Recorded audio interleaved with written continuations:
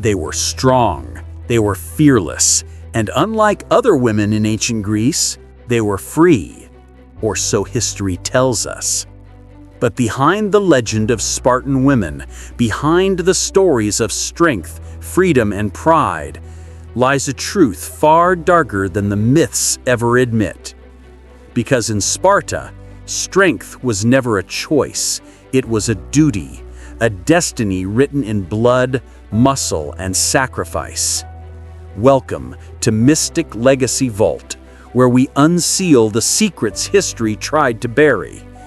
Today, we dive deep into the world of the women of Sparta and discover why their strength came with a price. Sparta, a city forged entirely for war. Every stone, every breath, every heartbeat existed for one purpose: to serve the state. From the moment a Spartan child was born, their worth was measured by strength. Weak babies, boys or girls, were often left to die. Only the strong would survive. Only the strong deserved to.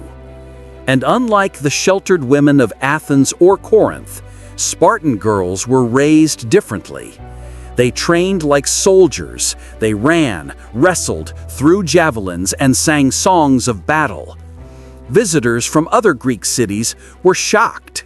They saw Spartan women running in public, competing in sports, wearing short tunics, unashamed and unafraid. To outsiders, it looked like freedom. But this freedom was never theirs. It was a system engineered to build stronger warriors for the state, because a strong woman in Sparta existed for one purpose only: to give birth to stronger sons. At the age of 7, Spartan boys were taken from their homes to train as soldiers. But Spartan girls, they stayed and trained too. They learned to run, to fight, to bear pain, not for themselves, but for the generations they would bring into the world. They were told, "Your body does not belong to you, it belongs to Sparta."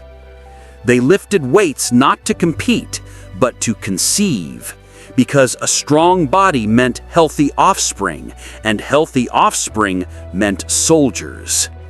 Their education was practical: survival, endurance, obedience.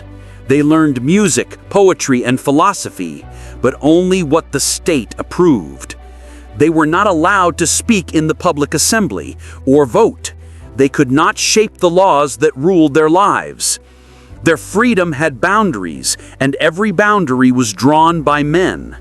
So yes, Spartan women were educated, fit, and outspoken, but they were still pieces in a war machine, molded for a purpose they did not choose. The highest honor for a Spartan woman was not fame, nor love, nor art. It was motherhood. To give birth to warriors who would die for Sparta, that was the ultimate duty. They were taught that weakness was shameful, even in grief. A Spartan mother could not cry if her son died in battle. Instead, she was expected to rejoice, for he had done his duty. The famous words still echo through time: "Come back with your shield, or on it." It wasn't just a saying, it was law. A mother's pride depended on her son's death, not his survival. Can you imagine? Every lullaby sung to a child carried a hidden truth: you were born to die for Sparta.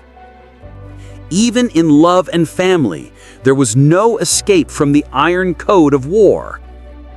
Here's the strange paradox: Spartan women had more rights than most women in the ancient world. They could own land, they could inherit property. They ran the estates while their husbands fought endless wars. Some historians estimate that women owned up to 40% of Spartan land by the 4th century BCE. That sounds powerful, until you realize why it happened.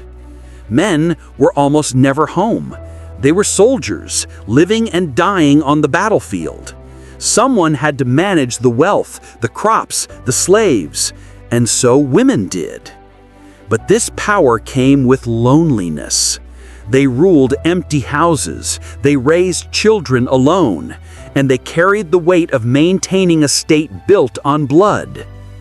Even their marriages were designed for efficiency.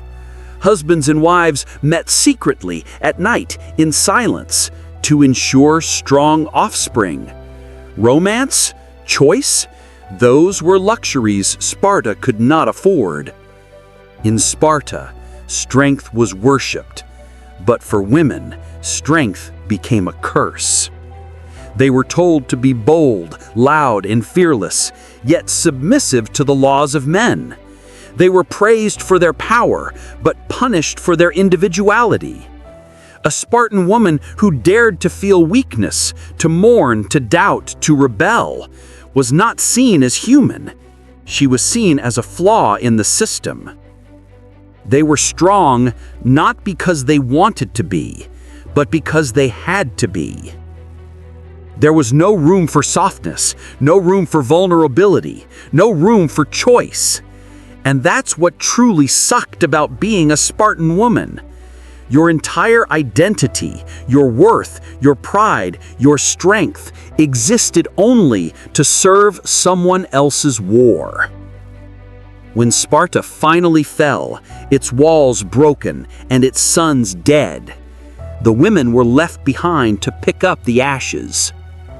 All their strength, all their pride, all their sacrifice could not save the system that enslaved them, because Sparta's greatest weakness was that it taught no one how to live, only how to die. And so the legend faded, and the women, once symbols of unbreakable strength, became whispers in the ruins. But history remembers them, not as victims and not as free, but as the tragic backbone of a world that demanded perfection and gave nothing in return. So, was it power or punishment to be a Spartan woman? They were feared, admired, and misunderstood.